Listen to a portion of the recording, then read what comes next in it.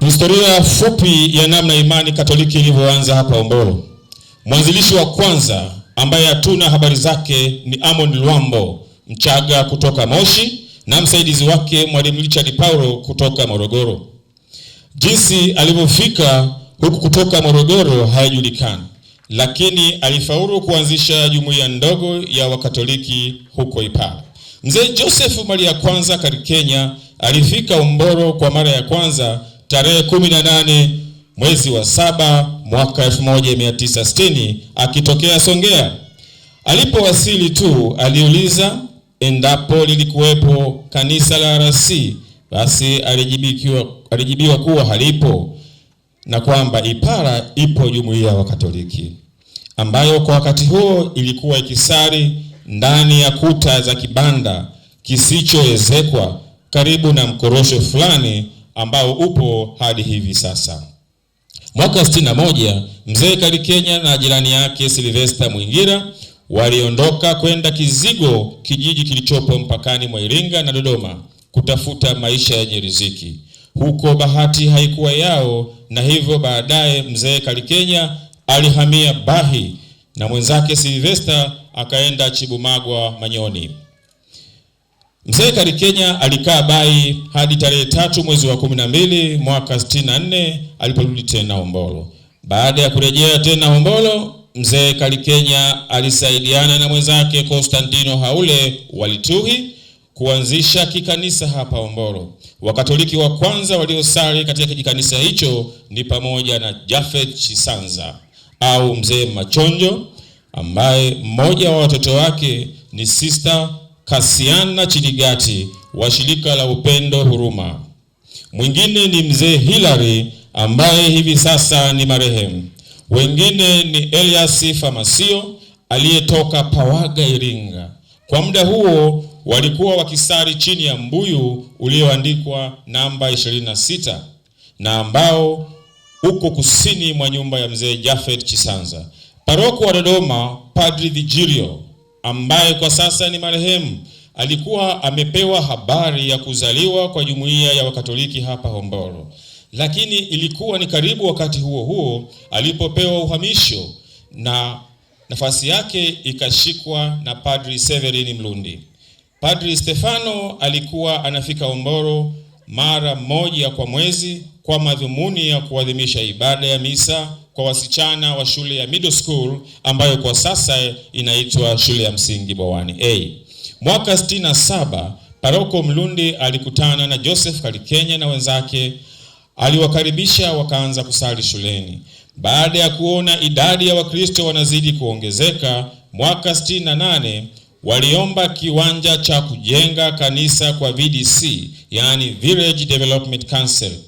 Walikubaliwa, wakapewa kiwanja karibu na kituo cha masista wa Upendo.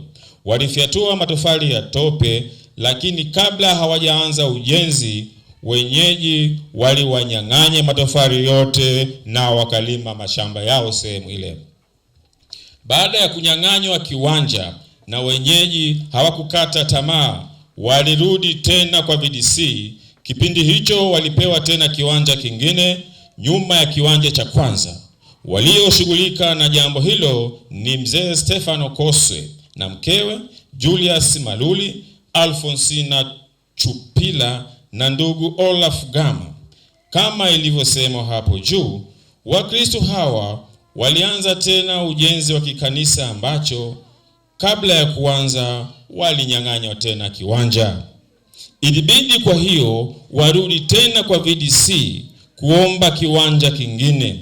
Safari hii walipewa kiwanja cha pili, sehemu ambapo kuna kanisa la Anglikana hadi hivi sasa, na huo ulikuwa ni mwezi wa 8 1969. Hatimaye baada ya kufyatua matofali mwezi wa 11 mwaka 69 walianza kujenga kanisa ambalo lilikuwa na urefu wa futi 52 na upana wa futi 28, na lilipokwisha waliezeka kwa kuluwili wakaanza kusali hapo. Mwaka 75 Padri Cesare wa shirika la Stigmatins aliwasili Chamwino kwa mara ya kwanza, lakini hakukaa muda mrefu, walimuondoa. Akaenda Mtumba, wakamuondoa pia. Akaja Hombolo, akapokelewa lakini kwa mbinde, na alikaa kwenye nyumba ya Kuluili na Kalikenya huku akimtangaza Kristo. Mchakato wa kupata eneo kwa ajili ya ujenzi wa kanisa la kudumu ulianza mwaka 76. Ushahidi tulio nao ni barua aliyoandika Padri Cesare kwa mwenyekiti wa kijiji cha ujamaa cha Hombolo. Mwenyekiti wa kijiji alikuwa ndugu Cuthbert Ndonde, ndiye aliyepitisha ombi hilo, na barua ikapewa jumla ya heka 6 ambazo nyingi zilikuwa mashamba ya watu. Moja ya watu waliokuwa wanamiliki sehemu hiyo ni ndugu Olaf Gama, ambaye alitoa eneo bure kwa Padri Cesare. Baada ya hapo, shughuli za ujenzi wa parokia ndipo zilipoanza, na nyumba ya kwanza kujengwa ni ile ambayo wanakaa masista hivi sasa. Nyumba ambayo ilifuatiwa na ujenzi wa tanki la maji. Licha ya ujenzi wa nyumba hiyo, bado shughuli zote zilizohusu ibada ziliendelea kufanyika kwenye kanisa la mwanzo kule ng'ambo.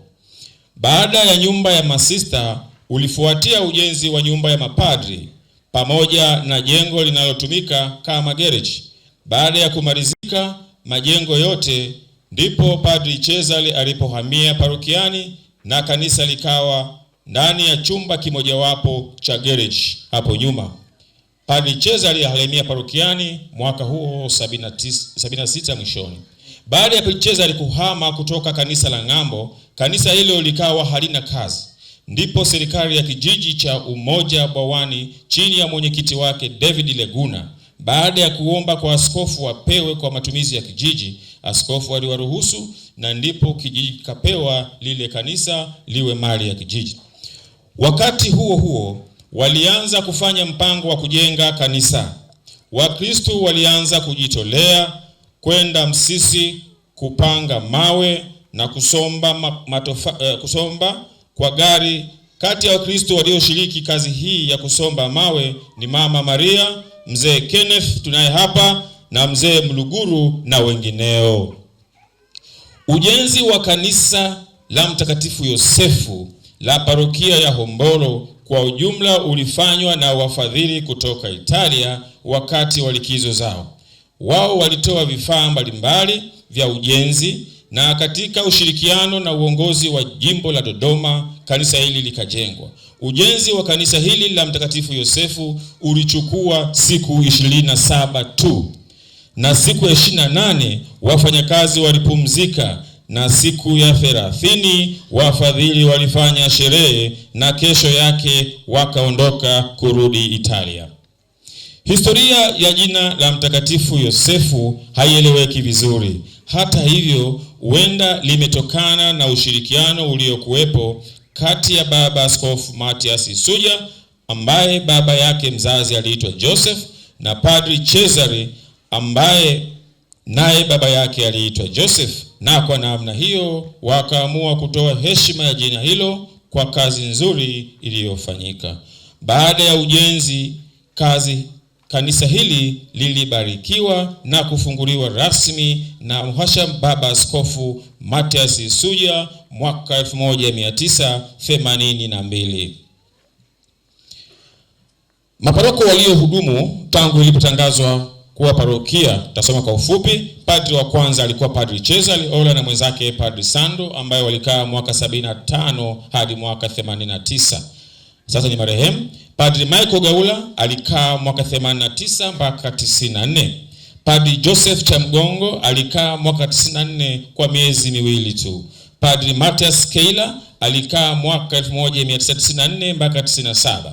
Padri Onesimo Wisi alikaa mwaka 1997 hadi 2007, kwa sasa ni marehemu. Padri John Bosco Tando alikaa 2007 mpaka 2014. Padri Michael Gaula alikaa mwaka 2014 hadi mwaka 2022 alikaa kwa mara ya pili. Padri Victor Agutu Okoth alikaa 2022 hadi 2021 kwa mwaka mmoja. Padri Adrian Mzimwa alikaa 2023 kwa miezi 6. Padri Batazari Riziki na Father Calvin Mkanwa tokea 23 mpaka leo tunayo. Mambo makubwa ya kujivunia katika miaka hii ya 50 ya parokia yetu ni kama ifuatayo. Maji yale mnayotumia ya Msisi, kisima kile kilichimbwa na Padri Cesare, wale msiyefahamu. Lakini vigango vimeongezeka. Mwaka 75 vilikuwa, mwaka 75-77 vilikuwa vigango 6, leo tuna vigango 12. Shule mbalimbali za chekechea zimejengwa, mfano kuna shule ya Mkoyo, Chibwangula na hapa Mission. Baadhi ya vigango kuwa parokia, mfano parokia ya Nzari. Na hapa naomba niseme kulingana na jiografia na masuala ya uwezo na imani, tumezaa parokia moja na wajukuu zake. Hapa niongezee pia, Mungu akitujalia tukamalizana na kigango cha Mahoma, tungetamani sana miaka 5 na kuendelea kuna kigango ambacho kinafanya vizuri. Tunatamani na chenyewe sasa tukilee kifikia hatua ya kujitegemea. Kigango hicho Mungu akutubariki kitakuwa cha Mkoyo. Namba 5, uanzishwaji na ujenzi wa shule ya msingi Msisi na Mkapa.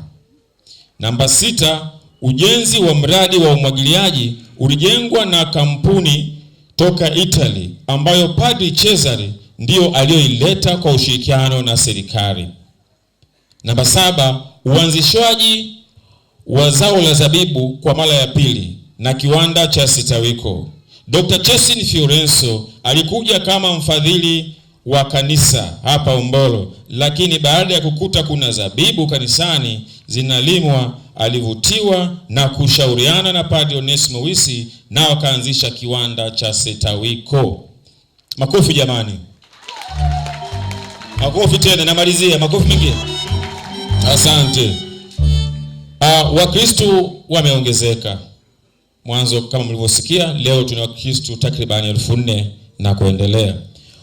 Tumefanya pia ujenzi wa uzio wa parokia wa matofali kama mnavyoona. Miaka 50 ya nyuma ulikuwa nyaya, sasa zimeoza zimeondoka, tumepambana kujenga kwa tofali. Kubwa la kujivunia, tumepata padri wa kwanza Donald Chilongani kutoka kwenye parokia yetu. Baba Chilongani, naomba usimame upungie mkono. Yes. Hitimisho.